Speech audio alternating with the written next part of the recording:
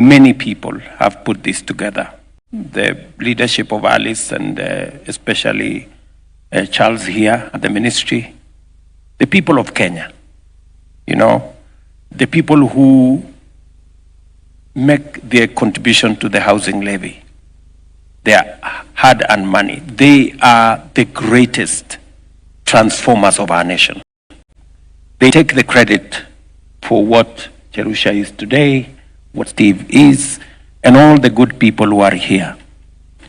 But to thank also our partners. The World Bank here has been a solid partner. We had the first session of this meeting 2 years ago. They were here with us. They have worked with us under different programs, making sure that, number one, the planning is correct so that we avoid, future slums by making sure that we support our counties to do the necessary planning, to provide physical infrastructure, as they have said, make sure that there are roads, make sure that they support our program in providing for physical infrastructure, and also for ownership, titling. They have supported our titling program, which again confers ownership to all the good people here. They will have a document which will signify their ownership of the spaces that they have. So World Bank, we want to say we are truly grateful. We look forward to working with you into the future as we, in the words of our UN rep here, Habitat, that we are making it better. We are working towards getting a hub so that what lessons we have learned today, we can use them to improve the output tomorrow. And progressively, that helps us to develop a better program, much more efficient, much more cost-effective, and better for the ultimate beneficiaries of this program, and also for the general good of our nation. And so, to everybody here, and I really sincerely want to thank all the people who have spoken here. You people are great, I know Peter here has had to stop his work at the workshop. I don't know how he's going to earn his pay today. But thank you very much, and Jerusha, for making time, and my good friend Peter here from Bahati, and Lillian, thank you very much for doing the CHP work that you're doing. And Maureen, I know you're waiting, but your wait is not going to be long. And Pastor, continue to pray for us so that this can succeed. And to all the people of Kenya and all the leaders who we are working together, the counties have been phenomenal.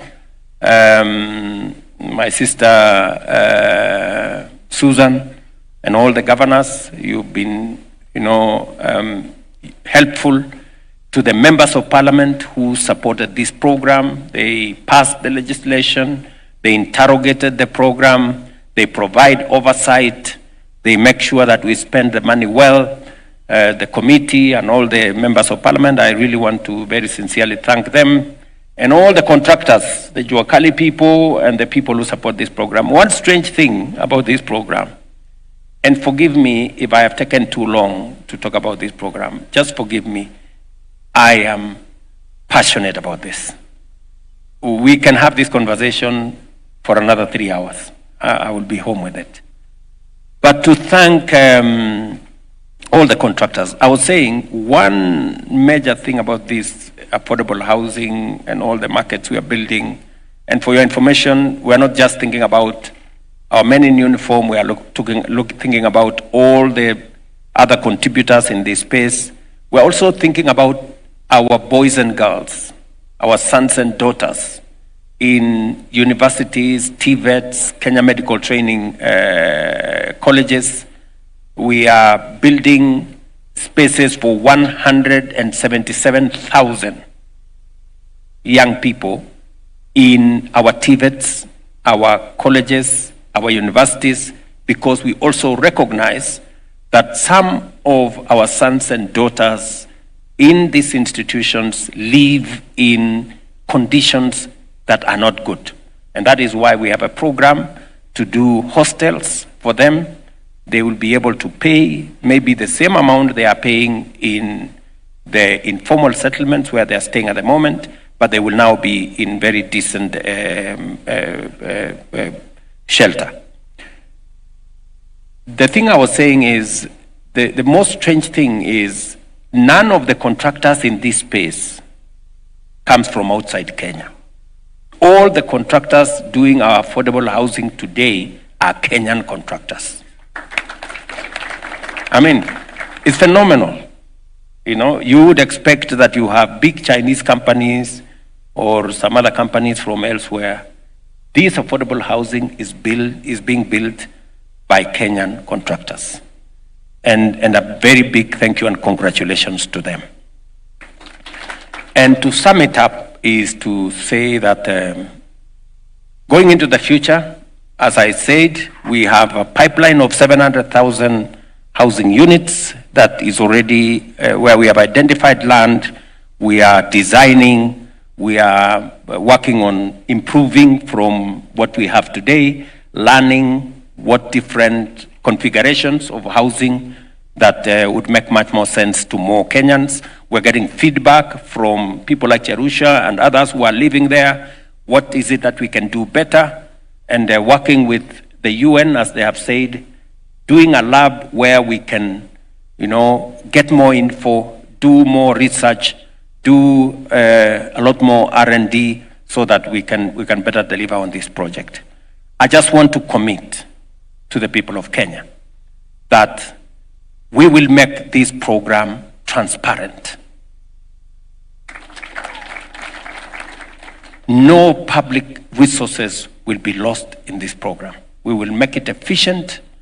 It is my commitment to make sure that this program will be above board. We will share as much information as possible. In fact, the construction costs are open. You know, before you even apply, we tell you, if you want to quote more than this, don't even waste your time, because we cannot accept any bids beyond what we have designed the house to cost us. And we also are very careful about quality. We are not going to take any substandard work. And I want to thank our professionals, the Institute of Engineers, the Institute of Architects. For your information, our Kenyan professionals have made a big contribution to the success of this program. They have reduced their fee from about 12% of the construction cost to 2.5%. That is a mark of patriotism. Because of the scale of what we are building, we negotiated with them. And I want to say this so that Kenyans can know that we have some patriotic Kenyans out there. Our engineers, our architects have provided their professional service to this housing program at 20% of the cost. Correct? I sat down with them. They looked at me in the eye. I looked at them in the eye and I told them, look, we are giving you a big job. This is our country. Let everybody make their contribution. They are the heroes of this project, those professionals. And they have kept the standards. I must commend them.